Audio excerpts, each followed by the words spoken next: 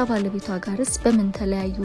ያ ትዳር በተለያየ ነገር ይሞከራል። በቃ በቤተሰብ በፍርድ ቤት። የድርሹ ዳና አስገራሚ የፊት ለውጥ ከምን የመጣ ነው? መጀመሪያ ወደ ሚዲያ ስትመጣ የነበራትን መልክ ታስታውሱታላችሁ?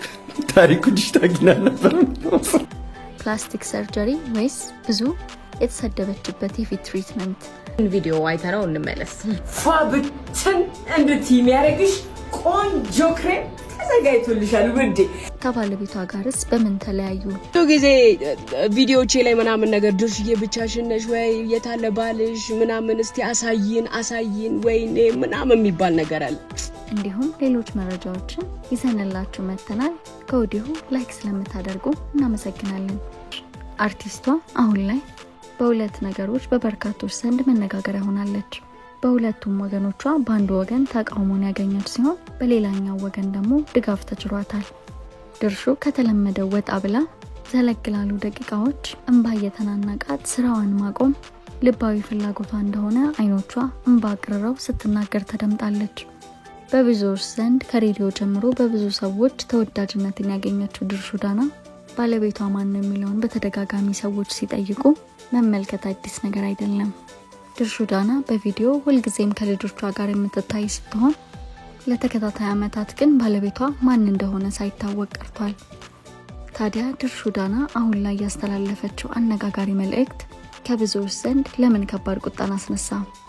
ሲንግል ማምነት ልክ አይደለም ብላ የምትሞግተው ድርሹ ዳና ሲንግል ማምና ዳርነን የሚሉትንም ገፋ አድርጋ ተናግራለች።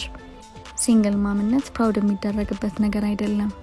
ትዳር ፍጹም የተከበረ ነገር ነው። ትዳርን የመሰለ ነገር የለም። ትዳር ቅዱስ ነው። ቅዱስ ቃሉም እንደሚናገረው ትዳር ማለት የእግዚአብሔር ተቋም ነው። ልጆችን የምታገኝበት ትዳር እግዚአብሔር በጣም ስለሚወደው ሰይጣንም በዚያው ልክ ይፈልገዋል። ለዚህም ትዳር ፈተና ይበዛዋል ስትል ተደምጣለች።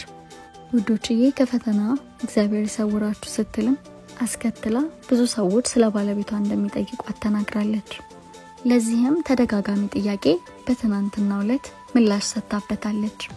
እኔ መተዳደሪያ ሆኖብኝ እንጂ ከዚህ የተሻለ የጸና ነገር ቢኖረኝ ከዚህ ስራ ወጣለሁ ስትል ይባስ ብሎም ለፈጣሪዋ በዚህ ጉዳይ ላይ እንደምታደርስም ትናገራለች። የሚዲያ ስራ በጣም ነው የሚያስጠላው። መታወቅ በጣም ነው የሚያስጠላው። ልጆቻቸው በሰላም ወጥተውና ገብተው የሚኖሩ ሰላማዊ ህይወት ያላቸው ሰላማዊ ሰዎች በጣም ያስቀኑኛል ስትል ተደምጣለች።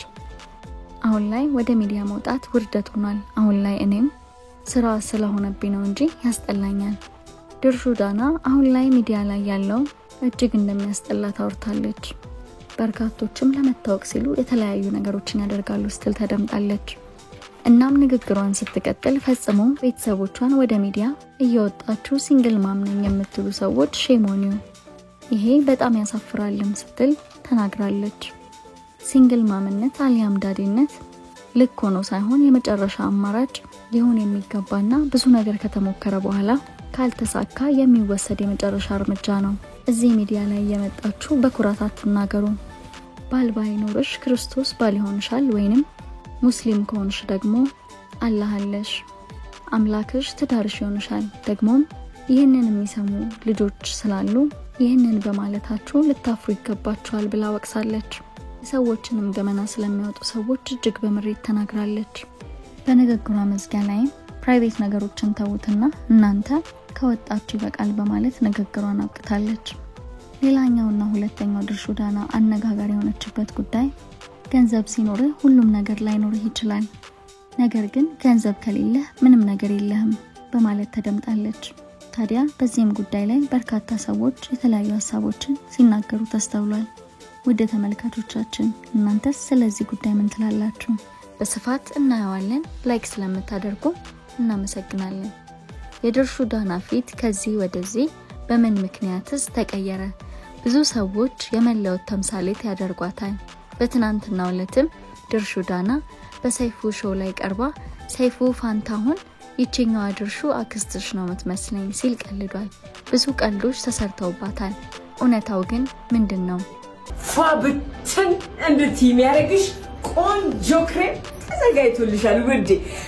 እንዳጋጣሚ ደግሞ this week እኛም ስለ ሬሻል አውቶባዮግራፊ ጻፉ ተብለን ነበር። ያገኛ እንዴት እንደሆነ አስተዳደጋችን ከሬስ ጋር በተመለከተ ማለት ነው። ነውና ሴም ቲንግ እያሰብኩኝ ነበር ምን ያህል ከፀሐይ እንደምንሸሽ ላይክ ፀሐይ እንዳይነካን ምናምን ብለን ክሬሞችን የምንቀባቸው ድንች ብዙ ነገር ስኪናችን ቀይ እንዲሆን because አይምሯችን ላይ የተሰራብን ነገር ቀይ ከሆናችሁ ቆንጆ ናችሁ ነው ውስጥ ራሱ ያለውን አባባል ካያችሁ ቀይ መልክ አይፈጅም ይባላልና ዌስተርን ሜንታሊቲ አይምሯችን ላይ የተጫነብን ነገር ቀይ ቆንጆ ነው ስለዚህ ስታንዳርዱ ቀይ መሆን ነው እና ስኪን ብሊቺንግ አሁን ዳና ድርሹ ዳና የምታስተዋውቀው የቆዳ ነጭ የሚያደርግ እዚህ ጋር እንደምታነቡት በሚቀጥለው ሞርኒንግ ስትነሱ ስኪናችሁ ፌር ይሆናል ያለ ከዛ አፍተር ናይት ደግሞ ሞር ፌረር ይሆናል ሞር እየነጣችሁ እየቀላችሁ ትሄዳላችሁ እርግጠኛ ነኝ ብዙዎቻችሁ ፌር ኤንድ ላቭሊ የሚለውን ክሬም ታውቁታላችሁ አሁን ግን እነሱ ራሱ ፌር ኤንድ ላቭሊ የሚለውን አቁመዋል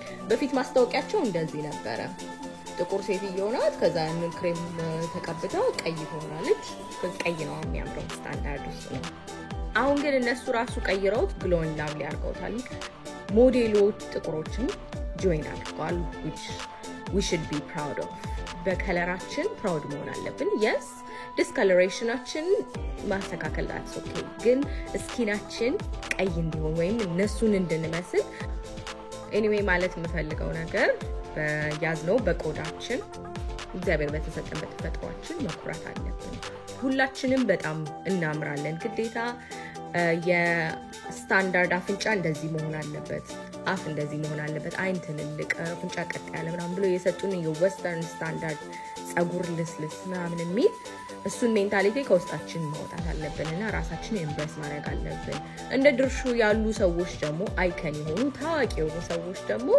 ማስተላለፍ ያለብን እንዴት አድርገን ራሳችንን ቆዳችንን መውደድ እንዳለብን ኤምብሬስ ማድረግ እንዳለብን ነው እንጂ ስኪን ብሊች ማድረግና ማንጣትን ፕሮሞት ማድረግ የለብንም #no ከዚህ ወደዚህ የቀየራት ብዙ ሰው ሁሉም ሰው ከተመቸው ያምራል ብዙዎቻችን ደሃነን እንጂ አስጠሊታ አይደለንም ይላሉ የድርሹን መልክ ያመጣው ምቾት ይሁን ወይስ ብዙ አርቲስቶቻችን የተሰሩት በቅርብ ጊዜ ወደ ሀገራችን የገባው ፕላስቲክ ሰርጀሪ ይሆን በቅርብ ጊዜ ድርሹ ዳና በሰራችው ማስታወቂያ ከፍተኛ ተቃውሞ ገጥሟት እንደነበር ይታወሳል ታዲያ ምቾቷ እንዳለ ሆኖ ያስተዋወቀችው ክሬም አሁን ያላትን የፊት ከለር አምጥቶላታል ብዙ ሰው ግን ተቃውሞውን ገልጸዋል ድርሹ ዳና የዳና ቤተሰቦች በሐዋሳ ተወልደው ያደጉ ሲሆን ከድርሹ ዳና በፊት ቢኒ ዳና ነበር ወደ አዲስ አበባ የመጣው እሱንም ተከትላ ድርሹ ዳና ወደ አዲስ አበባ መጣች የአዲስ አበባ ህይወት እሷ እንዳሰበችው አልነበረም አልጋ ባልጋ አልነበረም